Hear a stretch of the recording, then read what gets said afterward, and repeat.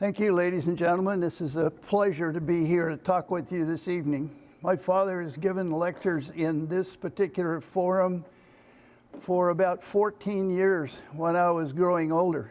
It wasn't until I was about 10 years old that I knew that what he was teaching was going to be very valuable for me for my entire life. So some of this material that I'm presenting for me is ancient knowledge. For some of you, you may be conducting the very first investigative peep into esotericism. Don't be afraid. This stuff is all around you all the time. And as you gradually awaken to the esoteric progress that you're making, perhaps my little talk tonight will be a gentle nudge or a real serious kick in the butt, but we'll get you moving along the path towards personal growth and self-development. Spiritual stuff is individual. It's not done as a mass. So don't think that if your loved ones or the ones who are around you who are not so loved aren't or are making great progress, that they're not doing well or it's not a satisfactory progress. My warning note is, it's like horses running on a track to finish a race. There are some of them way out in front and there's some of them in back there having trouble getting out of the gate. And that's okay. That's God's way. You don't wake up until you're ready, but you've got to be ready to be able to start the motion in this spiritual project that I call Theosophy from my standpoint, and you'll have other names for it. And I'd like to tell you right now that Theosophical Society has been part of my life for a great number of years. I may jump over something that you're interested in. I want to guarantee you that I'll stay here afterwards and you can ask me those questions that are uncomfortable for you right now. But all of a sudden you'll just be awakened for a second. I've always thought this. Well, always talk about it too, because in there is how you wear down the rough edges on your own suspicions, discoveries, appointments with your higher self to do better. So I want you to understand I am an instrument for you to use tonight, and I want to make myself available afterwards. After we're finished with this, I'll be right here. Two people in the organization know me from my prior outside this room. Carl Feline and I grew up together in the Theosophical Society of Portland. Carl and I both earned the Boy Scouts God and Country Award, which is kind of unheard of for a theosophist, but his brother and my two brothers, our two mothers, sat still and quiet for a long time to be able to earn that. And Carl, thank you for joining me on my celestial path as far back as in the 1950s. Now they know how old you are. But the other part about it now is that Ted Balistreri is one of our prime presenters that we have in our lodge. I know he's a very, very outspoken person, and he does well for your organization, your behalf. He's a wonderful ambassador to our community here in Portland. And his wife, Julie, allows him to drive back and forth from their place over in the middle of Oregon to up here, sometimes as many as 6 or 7 times a week. So travel in safety, Ted. You're valuable to us. Thank you ever so much. So wasn't that cool? Tonight we've got some agenda things that we want to talk about. When you start to take a look at what we're doing in Theosophy, it would be good if I told you a little bit about it. Not much. I'm not here to sell it, just to get you uncomfortable. But no, uncomfortable. Okay. My theosophical upbringing, I just explained it to you briefly there, but there's a brief review of chakras that I'll go through, and I wanted to talk to you about you can manipulate how your chakras are tuned, and I'd like to talk about that. That's a little bit of mastery that should be, at the time that we're finished with this evening, should be wiser about how you can combine it with something that you guys are really, really already smart on. Let's call it the tree of life, the Sephiro, the 10 points of energy that you carry around you at all times. It's like your introduction card. So when you come into the room, people often used to say, Ron, I could feel you when you came in the room. And I'm thinking, well, no kidding, it's me. I had no knowledge that you can turn that stuff up and turn it down. So I was so bright all the time. I had a lady that was one of these seers that we have in our organization. She said, Ronnie, how are you going to protect yourself? I was very naive, and I said to her, from what? Well, the other people in the world, were what she was worried about. And what I see is my gift is to come as a little spark of light and perhaps ignite something in you to cause you to either be interested or activated. And I tend to think about this part of my job that I have in this lifetime. I came here on purpose to help. I want to shine forth that little spark that I was told to turn down. Fat chance. I am so doggone dedicated to helping other people. It's nuts. So don't turn it down, turn it up, get a focus and get a grip, I guess is what I'm trying to say. But the Sephiro, you're not going to use all 10 of them. I'll try and focus you down into somewhere where it fits, where we can work, our playground in this lifetime. Then I'm also going to talk about Adam Kadmon, perfect man. How does that fit for options as far as how you spend your energy? It's like money. So I would like for you to be excited about the fact that you may get some hints here on the next steps for you. So that's another thing that you may benefit from. And looking at the last part about this thing, I'm going to do a thing called anticipate and all the way through activation. I'll take you through steps that do with old, from at least 20 years ago, neuro-linguistic program, auditory, visual, and kinetic skills that you have to be able to prefer for your learning style and for you to be helpful with your ability to take things in comfortably rather than having them jammed down your throat by somebody who really comes around as a friend trying to help you and knows everything. And that's pretty hard on you sometimes. So I'm going to try and help you that you can put on kid gloves and handle that truth and just sort out what it is that you can best use for the rest of your life. And it'll make a difference, I hope. If not, you're welcome to contact me. I've given you my business cards over on the table. I've given you the handout, given you pens to write with, so we're about ready to launch all rockets here. But I want you to take a good hard look at managing your energy. Where are you right now? What are you doing? What are you thinking about? This should be a party. It's like you're going to get some stuff for free. All righty, so let's do this. About Theosophy, take a look at this slide. It's in your handout. I have 3 things that are declared objectives here. And if you read through them at your own pace, is there anybody in here who cannot read the 3 objectives and you're going through them by yourself? If that's the case, I can help you afterwards. But right now, there's a point in this down at the bottom. Theosophical society is not a religion. It's non-sectarian, it's non-dogmatic, non-political, and embraces complete freedom of thought. Pretty cool. It's not a mind dogma deal. You get the chance to pick and choose which part of the dinner you want. The very bottom is, if you agree with this, you can become a member of our society.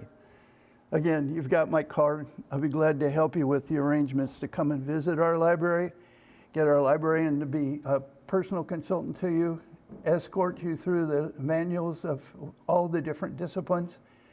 It'll be like going to school again, but it's a lot gentler when our librarian gets a chance to let you pick and choose what it is that you're looking for. So here we go. This is the fun part. Interpersonal communication. What I know about how we communicate is it's at 3 levels. Some of them are conscious. The one that's most conscious is the interpersonal communication. I used to teach this for Portland Community College out at Rock Creek for 23 years. I liked that young people would listen to me when I talked to them about what interpersonal communications could be. It's only in this dimension in many cases, because they're not yet awakened to the fact that they have this personal charisma and charm that'll influence the other folks in different directions, perhaps, like playing pool. There's an object ball, and there's the little cue, and then there's this cue ball. You're the cue ball, and the object ball is your intended listener, and boy, oh boy, you can really mess up a good shot. So you get a chance to practice a lot. It's the option is on the other end of the stick, though. They can either receive or choose to not receive, and it's quite often that you're in transition in your personal relationship, so your interpersonal communication will be there.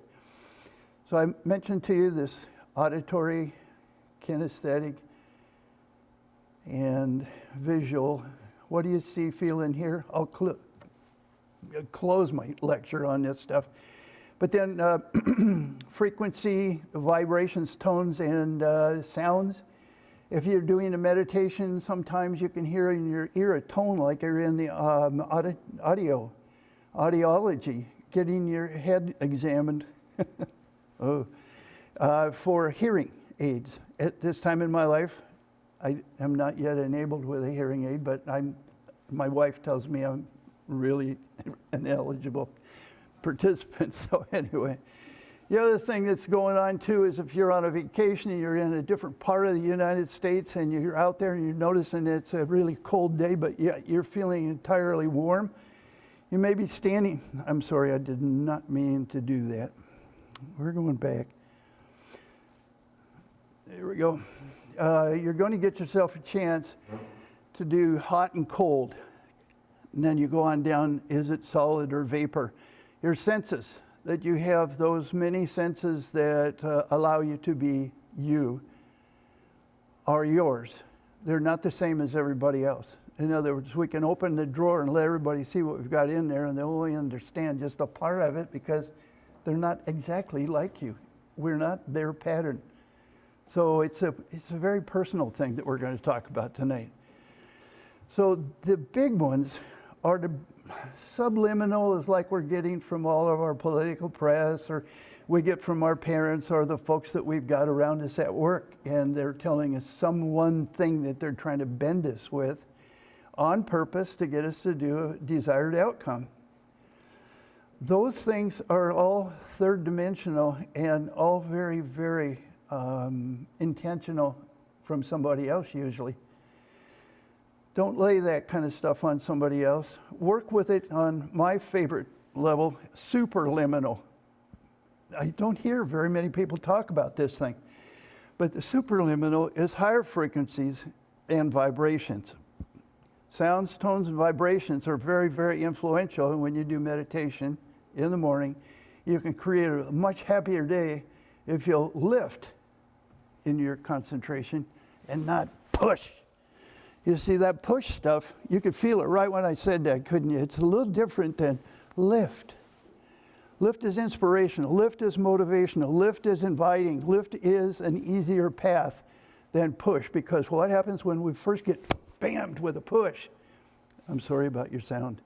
But that push sometimes for other people is hurtful. So lift if you can. Over time with your meditations in the morning for a sun salute, giving thanks for another great opportunity for a day to come. And at nighttime when you go to bed with your Vespers, giving thanks to all the circumstances that were there that may or may not have been your doing, but that you were subjected to in the 24-hour period that's passed since the last time you told your, what I call, teachers and spirit guides, non-physical beings that are around you, just to take and help with your gentle nudges. Pretty cool stuff. Have I got your attention yet? This is kind of neat. It's an option. Let's talk about our business when we talk about Theosophy. 1880 is when we started. We had our first meeting in India, and later on here in Portland, Oregon, we founded, established, and were chartered as a Theosophical Society in Portland. There are hundreds of theosophical societies throughout the world. The only difference is how we act and behave in those communities and how we sometimes are local to the point that you don't even notice us. I don't think any student that I ever had in college knew that I was a theosophist. And that's cool. But my philosophies were very encouraging and uplifting. You see, that was my method to get A students when I had not much to work with. It was tough sometimes. So when I'm excited to show you what the chakras are, for you to take a look at what chakras might be, I'm going to step away from the microphone here for just a second. If you're looking at chakras from top to bottom, you're going to be transversing the up and down central tendency of your body.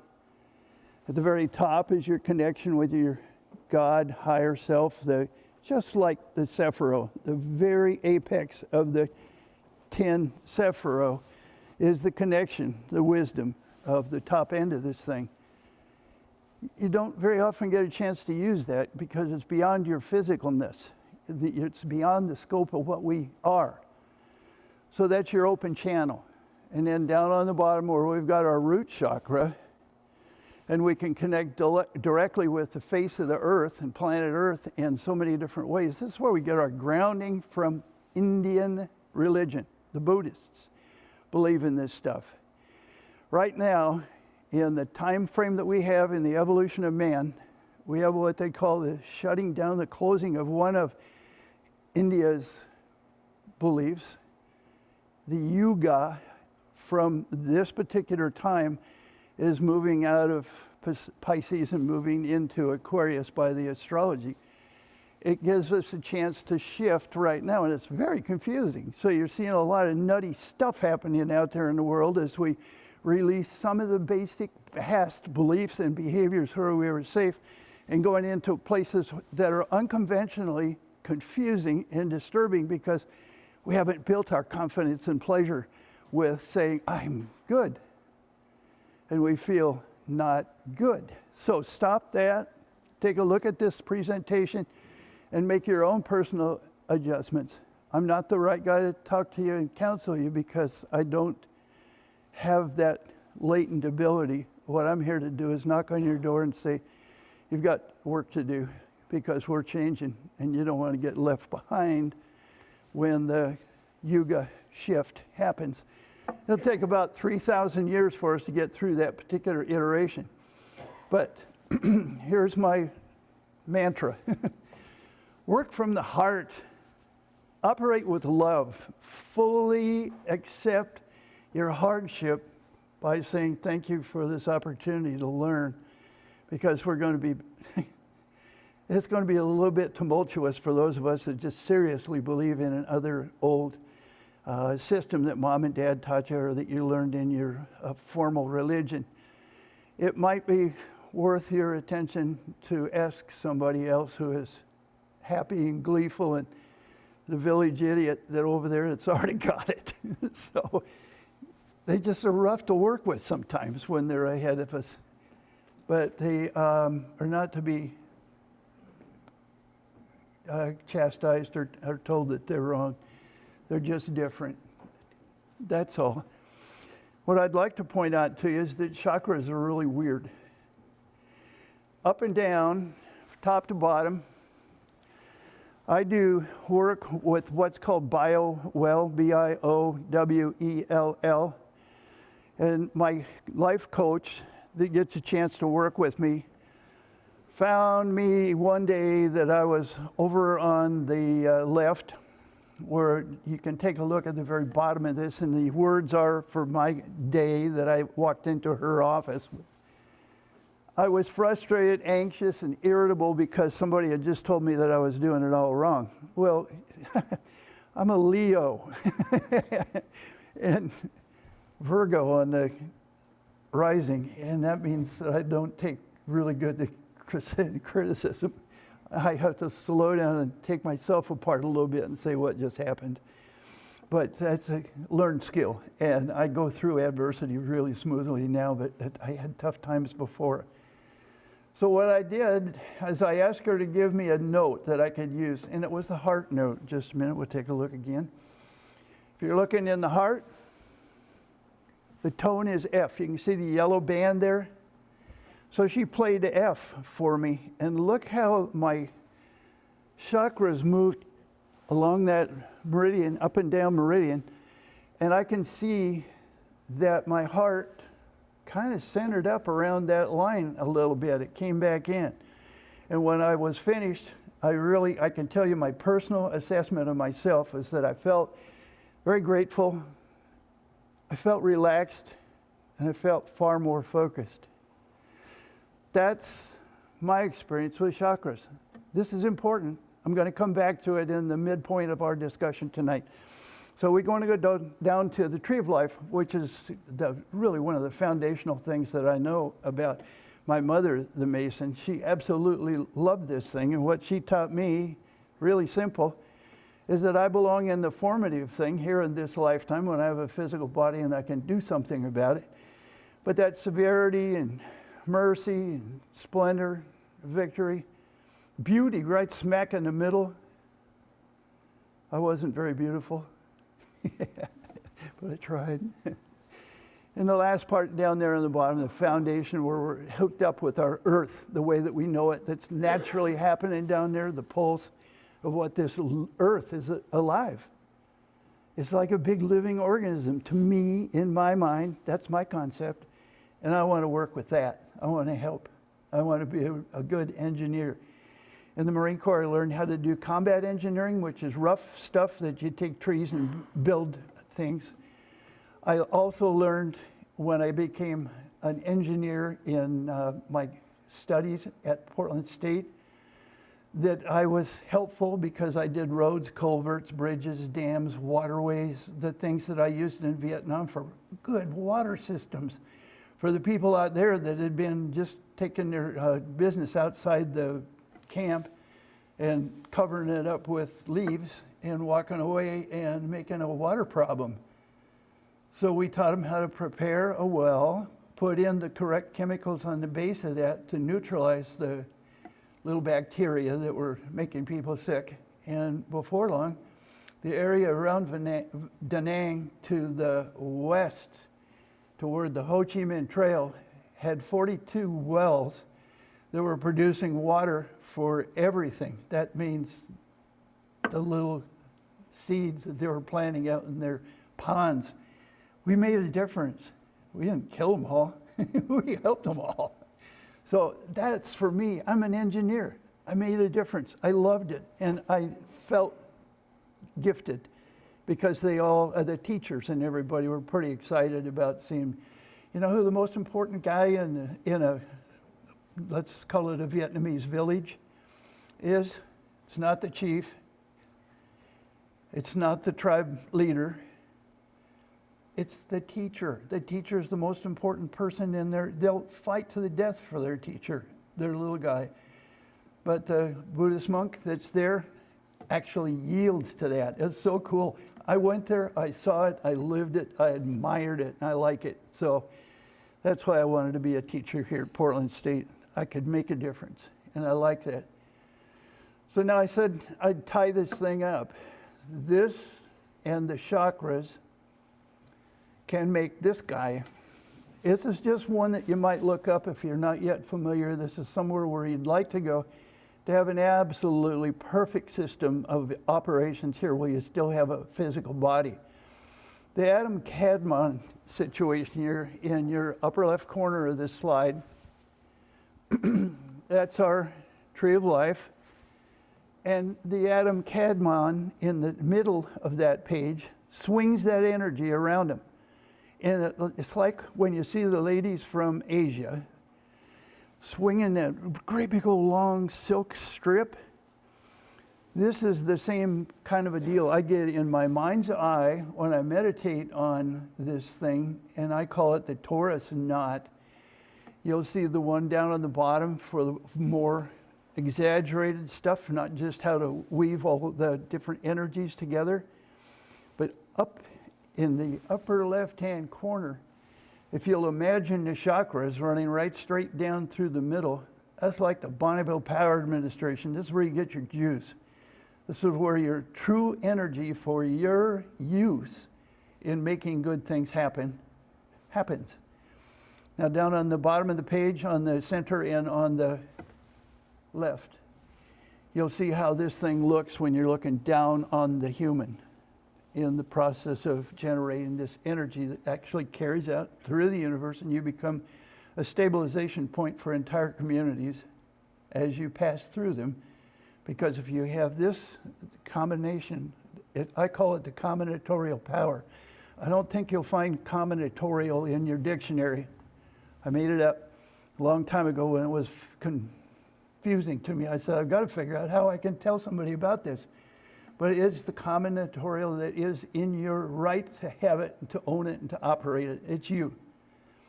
So take this stuff, bend it any way you want, but at least try and help. That's the foundational part of your early meditations.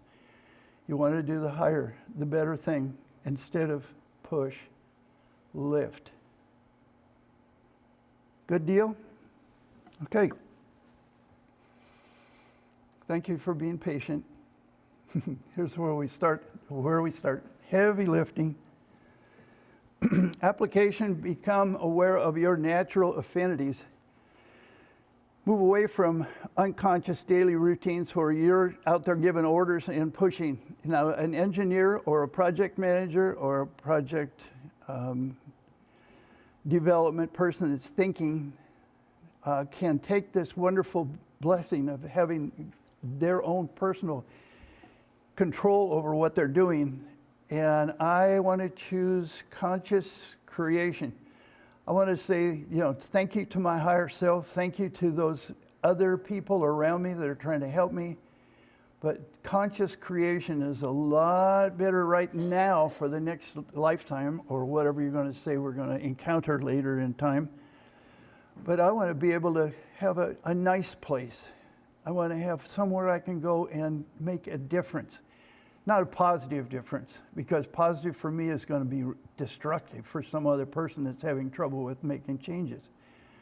So I would like to make it slip easy, just like using the shoehorn on my brand new shoes that I put on tonight. Yeah, it should go a little bit easier, and it shouldn't hurt. So here's my deal. See this angel? You know what that is? That's an angel that somebody who was totally blind drew after they went into a garden and saw a little spirit out there, and it was just a spark of light, but this person translated just that little spark into this big, huge thing with all this energy flying out of its... Everything that could radiate energy was doing it. So my words here are kind of fun for you. You cannot communicate.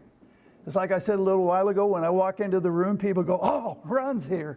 Well, yeah, Ron's here. But this is what Ron could look like if he visualized this is how he's going to use his positive energy to do the good things that need to be done here in our community. That's why I'm here in front of you right now. Unfortunately, you get a podium in front of you, and you can't see my whole total spectrum, but I'm rotating and radiating here. Here we are. Choices. These are C words over on the left, left side of your page. The bottom ones are somewhat destructive and limiting and won't allow you to get real creativity, but on the top part, I'm challenging you to take your mind in that direction and lift. Like I mentioned earlier, the key word is let's pick it up. How about when you're scared and you're having a tough time and you just had some critical comments fed back to you on your progress? Communication is cool. Ask better questions. Not what did I do wrong? What can I do right? What are the next steps? How can we work together on helping me? So you invite people into your solution, not push it, you lift it. This is kind of cool. My other one that I have in here is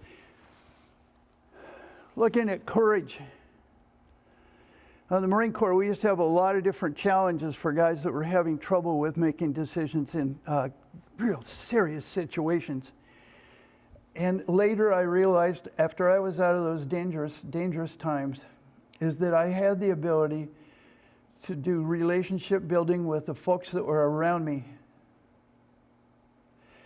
You see, when I was the lieutenant, that happened over there, I was a private without any education on how to lead people. What I had to do was slow down and trust the other people because they all had the intent to do the right thing. They came into my situation and wanting to do things, and if I was silly enough to miss that, I could have died. I didn't. I asked good questions. Ask good questions. And then listen like a magnet, because all the answers are right there. These are the experts that are around you. You're surrounded with all the talent in the universe, and unless you can't turn on your filter and listen for the good stuff, there's a lot of bad stuff that's just glaring and so distracting that it's almost nasty to have to go and scrub yourself with that stuff. Get the good stuff. It actually feels better. And my other part about it is commitment. Oh, so when I get a commitment, it's like I made up my mind I was going to do something. I actually felt a feeling of lightness. I felt like I wasn't stuck. I wasn't held down. I wasn't held back. I was kind of released. And that I did my best work by asking good questions and letting people lift into their leadership potential. It worked, and it worked really wonderful. And then the next part is really tough because there are so many people around that aren't yet ready for you to come rolling through the door with a solution. So in some of our movies that we have right now, it's how to ask those good questions, but co-creation is just cool. Don't want to have your name on the bottom of the paper when you sign off on it. You want the boss's name on there. It makes the boss look good, right? No, that's politics. Get out of there. What you want to do is want to have a friend for life that'll be in your court when you have a tough time on making a decision, because they'll come to you with really good answers.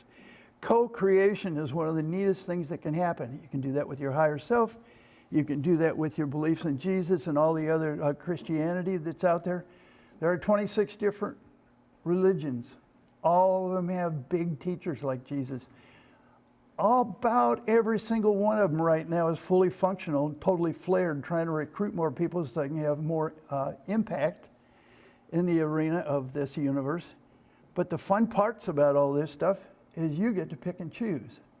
Co-creation is really cool because once you open your butterfly net, you're going to get a lot of butterflies, and there's only 2 or 3 you want in your collection.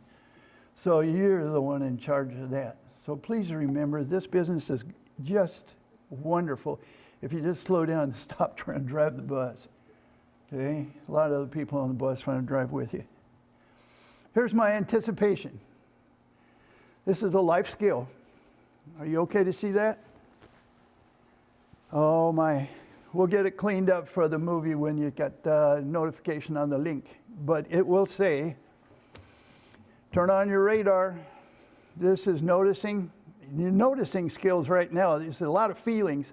And some people can't do really well with noticing. They get just tough times on seeing things. They're like blind because they don't want to. So your leader role or your marital role or your team player role is to pay better attention and notice the things that are good about the deal rather than all the bad things that come rolling up to your mind. Perk that down just a little teensy bit because, yes, it's important. It's part of the foundation of where you're going. We don't want that anymore. I'm going here. You take that and you just run with it up. That's that lift stuff I talked about. And the next one that I've got in here for you is visualize the intent. Now, boy, oh boy, when I goof up, I like to go back and see what the heck did I do wrong? What the heck can I improve on? What the heck are the stumbling points? What did I get embarrassed about? Because there's a lot of this stuff that's personal. When I anticipate I don't want to go back there, it's way better than I anticipate like, oh, criminy, I cleaned that up for you. It's coming again, so it doesn't need to come. It needs to just happen, manifest itself. We take the best lessons we can and run with it. Because at the very bottom it says down here, prepare to act. Who are my friends that are going to help me? Who are my friends that helped me in the past? Who are my friends that taught me all the really wonderful things like my father and mother did out in the farm in Hillsboro when I was a little kid at 10 years old, when I became first aware of the fact that there were strange things that happened to our crop. You know, the plants really grew wonderfully out there in Hillsboro on a pretty crummy piece of land. And it was because my dad would go out there and sit in the middle of the field and meditate to the blueberries or whatever he was working on that month. But it's strange. I anticipate things because I do a future state. I look at what I'm going to change to do better. I look at the other part, visualize my intent, try to get some clarity. And then the last part about this thing is prepare to act. Who's going to help me win? That's what I call in project management. This is where you have the ability to really shape your project. Have a responsibility matrix. Who is going to do what, when? And that chart should have all those people's designated expectation times for them to come fully on board and help. And that's where you can go and ask good questions rather than hurt their feelings in front of their people friends. This is cool. That's good leadership. Let's go to now. Notice what you see. Why would I want to notice what I see? Because you have a physical body, and all the people that are non-physical beings don't. They can only feel. We'll get to that in a minute. But you're going to be able to see when you do your meditation, you'll see tints and hues and colors. And when you see music or hear music later on, you're going to do some things and watch and see what makes really, really great classical music. Beethoven was pretty cool. Tchaikovsky, you know, the old guys that can't spell right. Yeah, there's too many consonants. So anyway, listen, these guys were magnificent. They taught us how to do these interactions among all these different tones. Sounds, tones, and vibrations again. We'll get to that. Others in your surroundings, what do I see? Whoa, I see somebody who's really, really good at this, and I see somebody that's really good at that. This is the first step. This is the second step. Guess what? You two are having lunch together, and I want to figure this thing out on a deadline because I'm the leader. So you see what I'm doing? I'm getting my whole total management thing based on what I see, what I'm sensitive to, and I lead like that.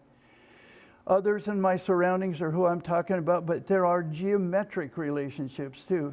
In my young studies, I got a chance to go to a place called Orcas Island.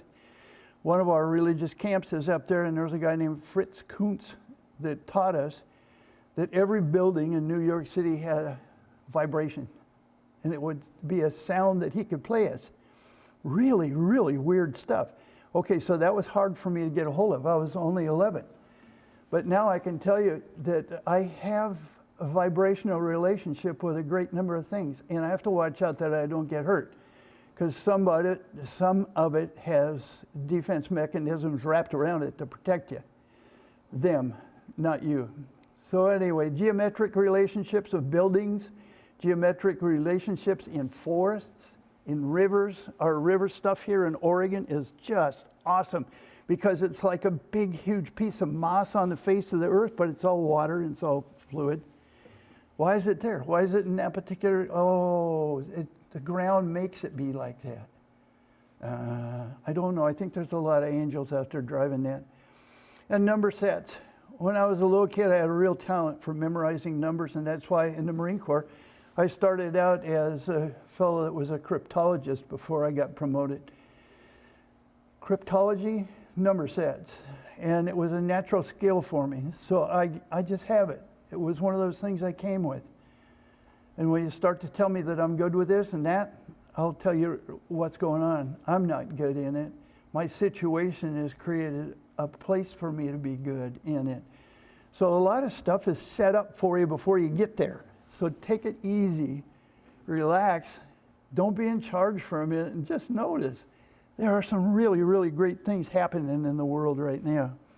And you are in it for a reason. Shine forth, shine, be the one that has bright ideas, but be careful. You're going to hurt somebody else's feelings because they had a better idea. So you tell them that, have you considered? Have you noticed? Gently smack them with a really good idea. They'll appreciate it later. So the next one is feel. I told you I'd do this. Vibrations and frequencies are around you all the time here on the solid planet Earth. They're going to be with you when you go out and get in with Space Force. Vibrations and frequencies are galactic language. So if you can start to decode with your decoder head, things come to you in waves. What I had when I was a little kid was a surprise, because every time I felt the tingling in my fingers and in my feet, those were my extremities, not the top of my head where it could have been. So I would sit there and I would try and sit and watch the hair on my arms go up. Now, for a young kid, 14 years old in Marshall High School over in Southeast Portland, the teacher would be watching me watch my arm and go, there goes Ronnie again. So anyway, you got to watch out. Your audience is important. The spritzes I talked about before. But the other thing is that your body, and you're thinking really dense thoughts, it'll get heavier in your ability to think heavy and light. Now I'm standing on my toes here and behind this podium, probably looking like a real nut, but I'm thinking that heavy and light are some things that you can do on your own. You're in charge of that particular energy, and the other one that's here, warm and cold. When I'm around my wife, it can be cold. That's my problem. I do that. I goof up. Darn it. I'm embarrassed, and I try to I want to have it be warm. So I try to the best of my ability to resolve my errant ways. So you can do this too. Notice what you hear. All right, another gift you've got is the auditory. You know, I'm old, 78 years old. I go out there and I listen. I got a ringing in my ears. I've got tinnitus. And the guy tried to tell me I had Meniere's disease, and I said, it's not a disease. I'm in trouble because I eat salt and chocolate and all those other things the doctor tells me are going to kill me. And I'm doing my best to suppress those desires. But the things that I ingest are causing my ears to ring. And the Veterans Administration Hospital is kind enough to award me a set of hearing aids that I'll be able to receive on the 24th of July this year. And he said, some of this is going to clear up, Ronnie, but you gotta sit still. Can you imagine me sitting still? I can't. Just go, go, go, go, go, go.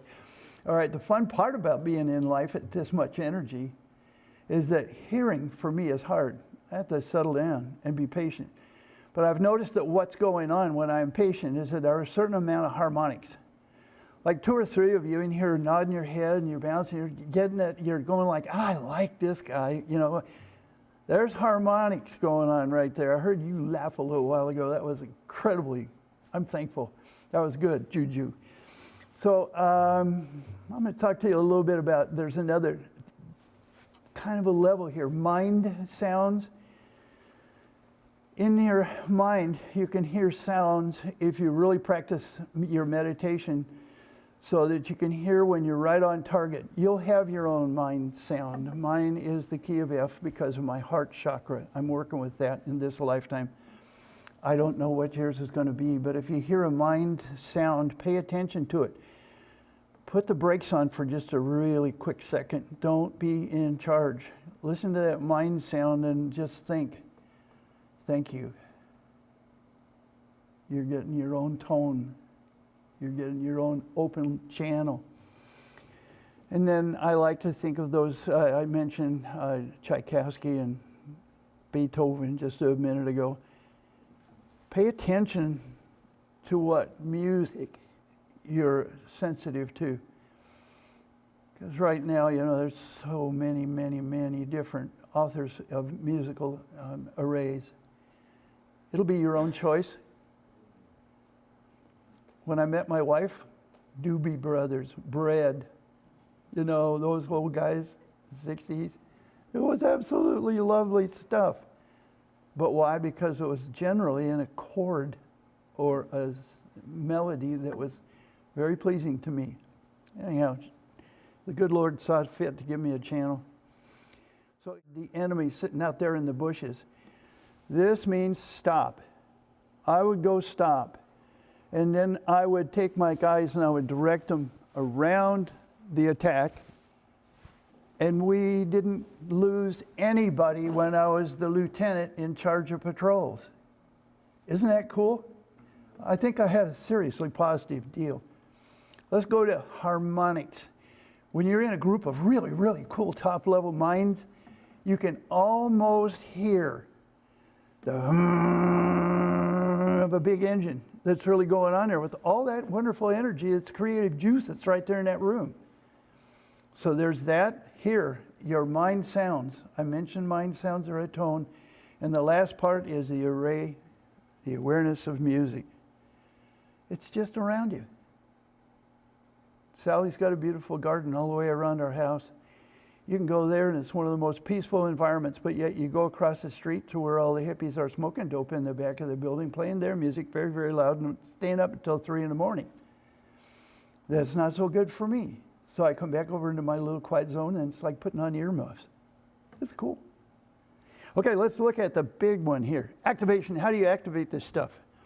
So be positive and participant, be creative, be fully participative, do your part. Now this is about your consciousness and your conscience. Those are C words again. So you generate momentum, and I'd see that I put the word inspire in here. It's actually stimulate others. Intentionally create something that just lifts them a little bit, and tell them, guess what? Thank you. Thank you. Thank you for being here tonight. This is a good thing. So actively integrate opportunities. Others are expecting you to participate. If you're the leader, get down there in the dirt and work right along with them. And if it's something they can't do yet, teach them. If it's something they won't do yet, do it with them. And they'll sure appreciate you when the thing gets finished ahead of time and they can go home early. So what I like is seek other like-minded individuals. You people here tonight, all of us are different, right? But we, in the very, very 1 hour-ish sort of a thing we've got going on here, seek other like-minded individuals and visualize completion. Always, if you can, if you've got the skill for you to see what this project is going to look like or what this next level of instruction is going to look like, take it to that level and don't think of it as in progress. Think of it as a wide open channel to communicate completion, sounds, tones, and vibrations that they can pick up on and they can really embrace and love. And it really embellishes the shiny spot on the end of the rainbow. So the other part about this stuff is get out of your own way, release your past. So my past performances, every once in a while I found out that I didn't have the best of intent. I wanted to show up the other person because I would be better, smarter, faster. And I put it all in a competitive terminology that was not, it was deleterious. It was harmful to our project. The two of us leaders goofing around at war with each other when we had a project to do. So I had to do a lot of growing up in this lifetime. I had to let go of my warrior-like characteristics. Notice my behavior at that time. Notice the outcomes. There was some impact. If I was happy and a good leader, things got done fast and people came back and they wanted to do it again. Give thanks for the opportunity to learn. When you get your face rubbed in the mud every once in a while, and that happens. You remember Fiddler on the Roof from a long time ago, for those of you that are a little older? Fiddler on the Roof, the guy's up on top and he looks up and he says, God, why do you love me so much? You know, no. God, thank you for the opportunity to learn. You're not going to get in trouble with that one. That's a good one because you're in the right place at the right time, on the right track, and with the right personal energy. You have a lot of energy that you can share with these people. Sorry about your microphone. Okay, so here we go. The fun part about this. Reframe your present state. Avoid living distracted. They've got a campaign out about don't drive with your phone in your head. Select realistic goals and gently adjust. Don't force it. Invite others to help. Give them a I want to say the word participative, but allow them the opportunity to be the ones that get the project completed and get their name on the paper. And set timelines and milestones always, if you can. If there's something you can do that's attainable, give that expectation out there. It's very good leadership. It's very good interpersonal influence. And say the circumstances that you're providing and ask what are they doing on this. Involve them early and often. Here is a really, really weird thing. A lot of people are going into this combination of words here. Thought forms. There's a book called Thought Forms. It's about colors that happen and cause different outcomes. But thought forms for me is the quality of thought. If I can think something and I can see a color, the one I want to see personally in my tree of life is a new one. There's 10 Sephiro, but there's an 11th one, Dot, D-A-A-T. That one is the one I think is going to be the next step for us to get out of here, the physical bodies, and get into a more whole different mobilization. It's going to be funner. So I want to see the magenta, not the typical colors that we're seeing. Got another one, nature of thought. It's about form. What shape is it going to be about? Hold that constitution when I walk out. And the next one is application when I have intentional focus. Here we are. Spiritual will. Ted and I attended a course this last weekend on Shine Forth. It's up to us that are here now to really and truly make a difference. So I'm giving you that challenge. Get out there and help others. Don't be a boss and push them. Lift them, embrace them, let them have a chance to be a winner. And you'll do really, really, really good with what you see, feel, and hear, because it will be successful, and it will be because you created an environment where they could be successful. Not you. It doesn't need to be your name on the paper. It needs to be your environment that you create, like making good eggs for a big mama bird. So in my deal about conscious energetics, I've got 3 things for you to think about. You've got your chakras from your person standing there. But then you've also got, you think about your individual. I like to think about the very center of this stuff, the creative energy. And the twin streams of science and spirit are intertwined on that caduceus. One of them is the big energy of the universe, and the other one is you. How do you wrap yourself into the caduceus of healing in your own personal organization or situation?